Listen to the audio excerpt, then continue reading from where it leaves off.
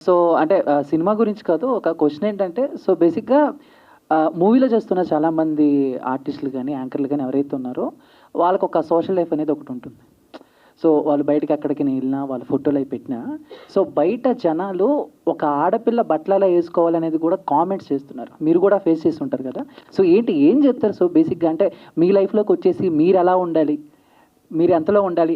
అని కామెంట్ చేసే వాళ్ళకి మీరేం చెప్తారు సో బేసిక్‌గా? ఒక్కొక్కడి పర్సెప్షన్ ఒక్కొక్కలా ఉంటదండి. ఇప్పుడు ఇక్కడున్న అన్ని బుర్రలు ఒకలాగే ఆలోచించలేం గదా! వాడేదో అలా ఆలోచించుకున్నాడు. వాడు అట్లా రాసుకుంటున్నాడు. అది వాడి పర్సెప్షను. అది మనం ఎంతవరకు తీసుకోవాలన్నది మన మైండ్‌కుండాలి. డెఫినెట్‌గా ఒకసారి చదువుకుంటే ఒకసారి ఎప్పుడో చెప్పా ఇలాగే. ఇదివరకు కామెంట్ చూస్తే మేమిద్దరము రియాక్ట్ అయ్యి దానికి కామెంట్ చేసి ఇట్లా చేసేవాళ్ళం. తర్వాత చూసి నవ్వుకోవడం స్టార్ట్ చేసాం. సో, అసలు దాని తర్వాత మాట్లాడుకోవడం మానేసాం. అంతే అంటారు. అంటే మీరు ఎప్పటినుంచో ఇండస్ట్రీలో ఉన్నారు.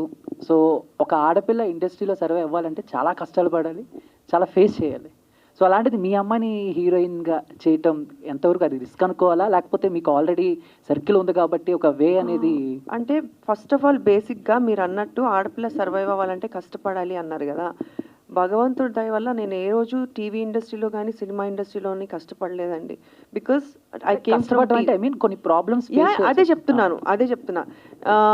టీవీలో ఉన్నప్పుడు మా ఆయనే డైరెక్టర్ కాబట్టి నేను చేసే ప్రోగ్రామ్స్‌కి ఐ వాస్ క్వీన్ దేర్.